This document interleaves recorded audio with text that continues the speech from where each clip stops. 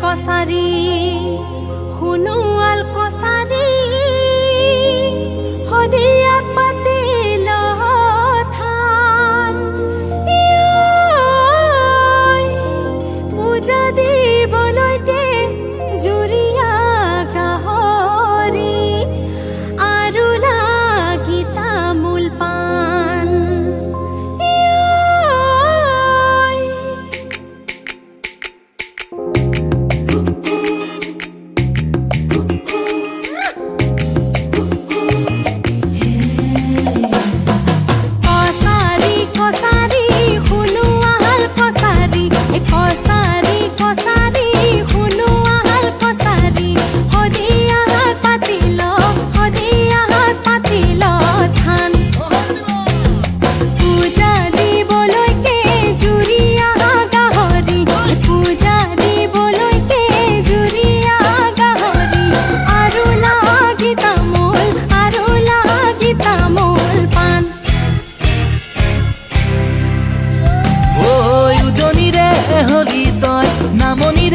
দেখা মই উজনিৰে হলি তই নামনিৰে দেখা মই তথাপি মৰমবোৰ তথাপি চেনেহ দিবিনে মোক ঢোল বাব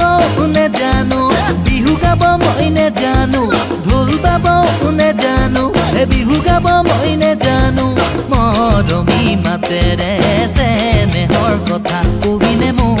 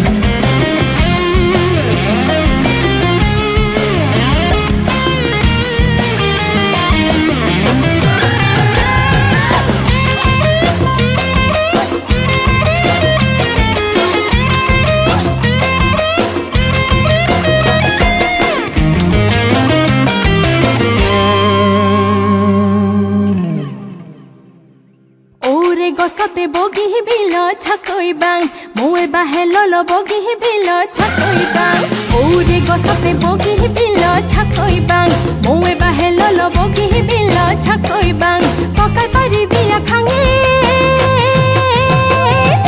বগি বিল ছাকৈ বাং ঘৰত আৰু সুধি চাং যাব দিলে বিহু লৈ যাং এতুলা সোণেৰে বগি বিল ছাকৈ বাং মাদুলি গঢ়াই দে বগি বিল ছাকৈ বাং এতুলা সোণেৰে বগি বিল ছাকৈ বাং মাদুলি গঢ়াই দে বগি বিল ছাকৈ বাং বিহু মাৰিবলৈ যাঙে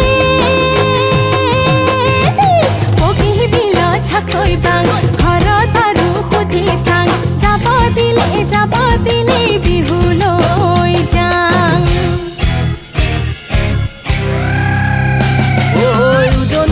শুনামনি মৰমৰে এচানেকি উজনিয়াৰ শুনামনি মৰমৰে এচানেকি নাই কোনো ভেদা ভেদ আমাৰে হৈ মনৰ মাজতে চেনেহৰে বিহুতি জাতিটোৰে চিনাকি চেনেহৰে বিহুতি জাতিটোৰে চিনাকি একতাৰ দোলেৰে বান্ধি ৰাখিছে যুগে যুগে অসমীয়া নহয় যে দুখীয়া আমি অসমীয়া বিহুতে বলিয়া একতা আমাৰে ভেটি জাতি জনজাতি সকলোকে সাঙুৰি জাতি জনজাতি সকলোকে সাঙুৰি আমাৰে অসমীয়া জাতি হে কছাৰী কছাৰী শুনোৱাল কছাৰী শদিয়াত পাতিল থান পূজা দিবলৈকে জুৰীয়া গাহৰি আৰু লাগি তামোল পাণ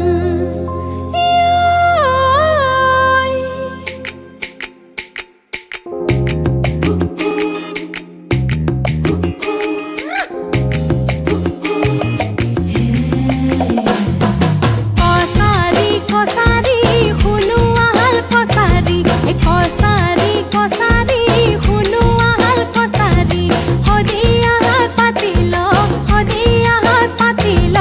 থান পূজা দিবলৈকে জুৰীয়া গাহৰি পূজা দিবলৈকে জুৰীয়া গাহৰি আৰু লাগি তামোল পাণ ঐ উজনিৰে হলি তই নামনিৰে ডেকা মই উজনিৰে হলি তই নামনিৰে ডেকা মই তথাপি মৰমবোৰ তথাপি চেনেহ দিবিনে মোক ঢোল বাব নেজানো বিহু গাব মই নেজানো ঢোল বাব নেজানো বিহু গাব মই নেজানো মৰমী মাতেৰে চেনেহৰ কথা কবিনে মোক ওব মনে গলে চেলেং সৰু সূতা ওব মনে গলে চেলেং সৰু সূতা ঐ জানো জানো জানো হাতৰো নহলং কাজি যাব মনে গলে পিলিঙা ডেকালৈ যাব মনে গলে পিলিঙা ডেকালৈ ঐ জানো জানো জানো কপালত নাহিলং সাধি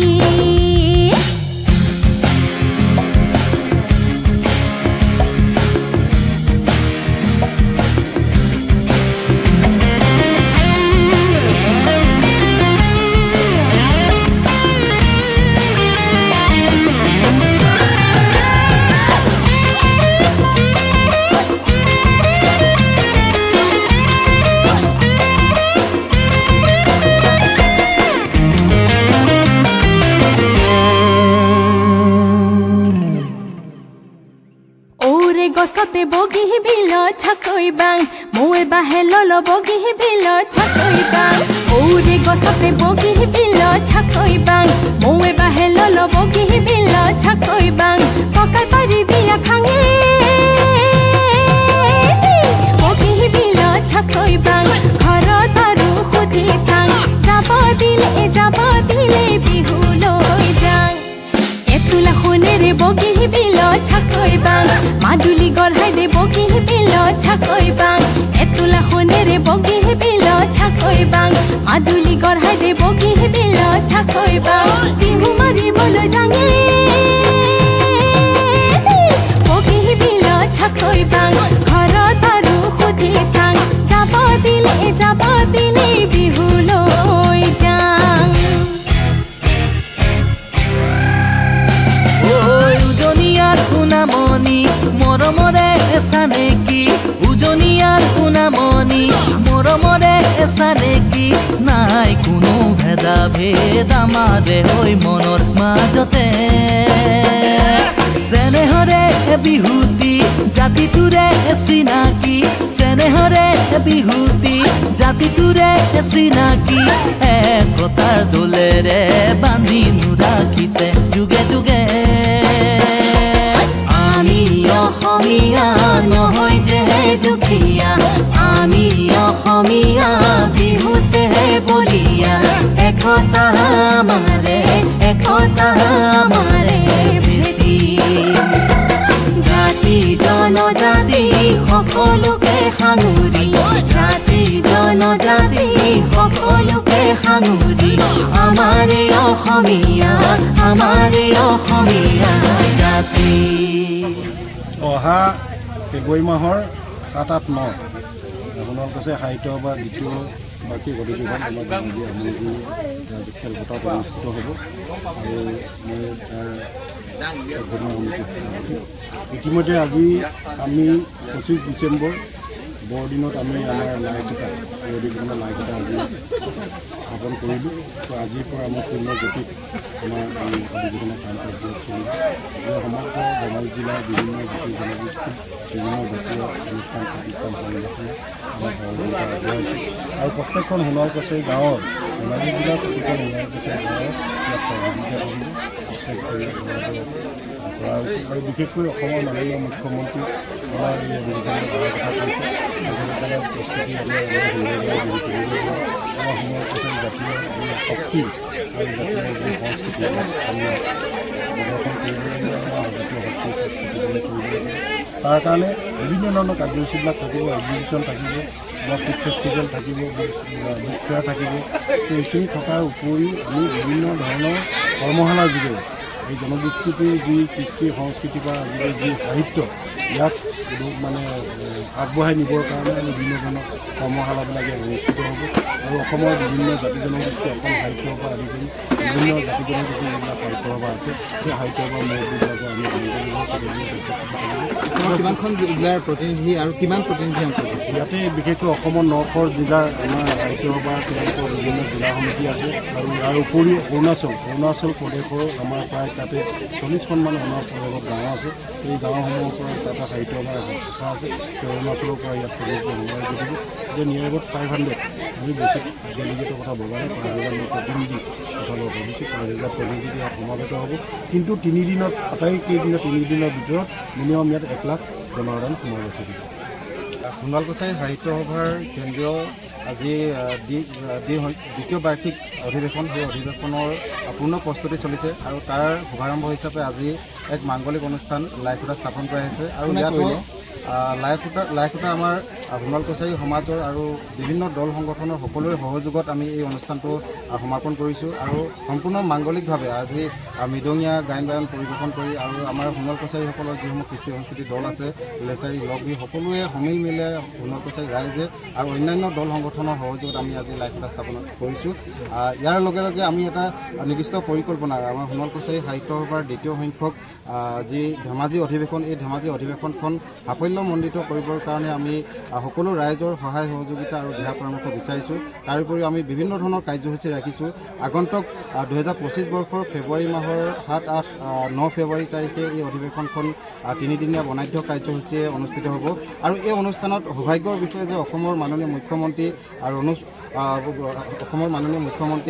হিমন্ত বিশ্ব শৰ্মা ডাঙৰীয়া উপস্থিত থকাৰ কথা কৈছে, শিক্ষামন্ত্ৰী ৰণোজ পেগু ডাঙৰীয়া থকাৰ কথা কৈছে। তাৰোপৰিও আমাৰ সাংসদ আৰু প্ৰাক্তন তথা মুখ্যমন্ত্ৰী সৰ্বানন্দ সোণোৱাল ডাঙৰীয়া এই সভাত উপস্থিত থাকিব। লগতে বিধানসভাৰ অধ্যক্ষ বিশ্বজিৎ দৈমাৰী ডাঙৰীয়াই এই সভাত উপস্থিত থকাৰ কথা কৈছে আৰু আমি সোণোৱাল কছাৰীৰ জাতিৰ যিসমূহ কৃষ্টি সংস্কৃতি ভাষা সকলোবিলাক যাতে এই অধিৱেশনখনত উপস্থাপন কৰি দেখুৱাব পাৰোঁ, ৰাইজৰ আগত দেখুৱাব পাৰোঁ। আমি কৃষ্টি সংস্কৃতিৰ যাতে এটা চহকী জাতি, আমাৰ নিজস্ব এটা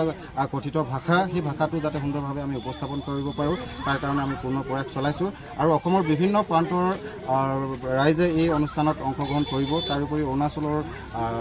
আমাৰ সোণোৱাল কছাৰী ৰাইজেও এই সভাত অংশগ্ৰহণ কৰিব। আমি সকলোৰে সহায় সহযোগিতা তথা দিহা পৰামৰ্শ কামনা কৰিছোঁ আৰু অধিৱেশন কেইদিনত এই গ্ৰন্থমেলা,